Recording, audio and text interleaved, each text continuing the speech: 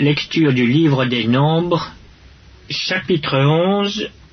Le peuple murmura, et cela déplut aux oreilles de l'Éternel. Lorsque l'Éternel l'entendit, sa colère s'enflamma. Le feu de l'Éternel s'alluma parmi eux et dévora l'extrémité du camp. Le peuple cria à Moïse. Moïse pria l'Éternel et le feu s'arrêta. On donna à ce lieu le nom de Tabéra parce que le feu de l'Éternel s'était allumé parmi eux. Le ramassis de gens qui se trouvaient au milieu d'Israël fut saisi de convoitise.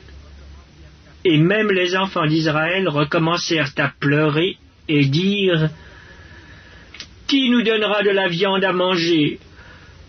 Nous nous souvenons des poissons que nous mangions en Égypte et qui ne nous coûtaient rien, des concombres, des melons, des poireaux, des oignons et des os. Maintenant, notre âme est desséchée, plus rien. Nos yeux ne voient que de la manne. » La manne ressemblait à de la graine de coriandre et avait l'apparence du bdellium. Le peuple se dispersait pour la ramasser. Il la broyait avec des meules ou la pilait dans un mortier. Il la cuisait au pot et en faisait des gâteaux. Elle avait le goût d'un gâteau à l'huile. Quand la rosée descendait la nuit sur le camp, la manne y descendait aussi. Moïse entendit le peuple qui pleurait, chacun dans sa famille et à l'entrée de sa tente. La colère de l'Éternel s'enflamma fortement. Moïse fut attristé, et il dit à l'Éternel, « Pourquoi affliges-tu ton serviteur, et pourquoi n'ai-je pas trouvé grâce à tes yeux que tu aies mis sur moi la charge de tout ce peuple? Est-ce moi qui ai conçu ce peuple? Est-ce moi qui l'ai enfanté, pour que tu me dises, porte-le sur ton sein, comme le nourricier porte un enfant, jusqu'au pays que tu as juré à ses pères de lui donner? Où prendrai-je de la viande pour donner à tout ce peuple? Car ils pleurent auprès de moi en disant, donne-nous de la viande à manger. Je ne puis pas, à moi seul, porter tout ce peuple, car il est trop pesant pour moi. Plutôt que de me traiter ainsi, tue-moi, je te prie, si j'ai trouvé grâce à tes yeux, et que je ne vois pas mon malheur. » L'Éternel dit à Moïse, « Assemble auprès de moi 70 hommes des anciens d'Israël, de ceux que tu connais comme anciens du peuple, et ayant autorité sur lui. Amène-les à la tente d'assignation et qu'ils s'y présentent avec toi. Je descendrai, et là je te parlerai. Je prendrai de l'esprit qui est sur toi, et je le mettrai sur eux, afin qu'ils portent avec toi la charge du peuple, et que tu ne la portes pas à toi seul. Tu diras au peuple, sanctifiez-vous pour demain, et vous mangerez de la viande, puisque vous avez pleuré aux oreilles de l'Éternel en disant, qui nous fera manger de la viande, car nous étions bien en Égypte. L'Éternel vous donnera de la viande, et vous en mangerez. Vous en mangerez, non pas un jour, ni 2 jours, ni 5 jours, ni 10 jours, ni 20 jours, mais un mois entier, jusqu'à ce qu'elle vous sorte par les narines et que vous en ayez du dégoût, parce que vous avez rejeté l'Éternel qui est au milieu de vous, et parce que vous avez pleuré devant lui en disant, « Pourquoi donc sommes-nous sortis d'Égypte ?» Moïse dit, « 600 000 hommes de pied forment le peuple au milieu duquel je suis. » Et tu dis, « Je leur donnerai de la viande, et ils en mangeront un mois entier. Égorgera-t-on pour eux des brebis et des bœufs, en sorte qu'ils en aient assez? Ou rassemblera-t-on pour eux tous les poissons de la mer, en sorte qu'ils en aient assez?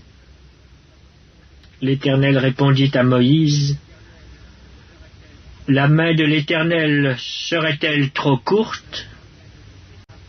Tu verras maintenant si ce que je t'ai dit arrivera ou non. Lecture du livre des Nombres, chapitre 11. Moïse sortit et rapporta au peuple les paroles de l'Éternel. Il assembla 70 hommes des anciens du peuple et les plaça autour de la tente. L'Éternel descendit dans la nuée et parla à Moïse. Il prit de l'esprit qui était sur lui et le mit sur les 70 anciens. Et dès que l'esprit reposa sur eux, ils prophétisèrent, mais ils ne continuèrent pas. Il y eut 2 hommes, l'un appelé Eldad et l'autre Médad, qui étaient restés dans le camp et sur lesquels l'esprit reposa, car ils étaient parmi les inscrits, quoiqu'ils ne fussent point allés à la tente. Et ils prophétisèrent dans le camp. Un jeune garçon courut l'annoncer à Moïse et dit, « Eldad et Médad prophétisent dans le camp. » Et Josué, fils de Nun, le serviteur de Moïse depuis sa jeunesse, prit la parole et dit, « Moïse, mon Seigneur, empêche-les. » Moïse lui répondit, « Es-tu jaloux pour moi? Puisse tout le peuple de l'Éternel être composé de prophètes, et veuille l'Éternel mettre son esprit sur eux. » Et Moïse se retira au camp, lui et les anciens d'Israël.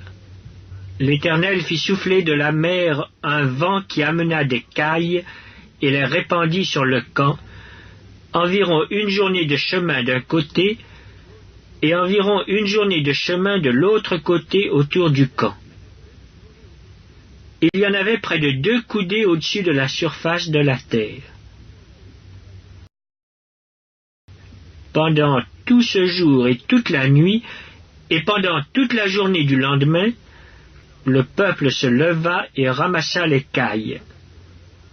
Celui qui en avait ramassé le moins en avait 10 homères, environ 3 ou 4 litres.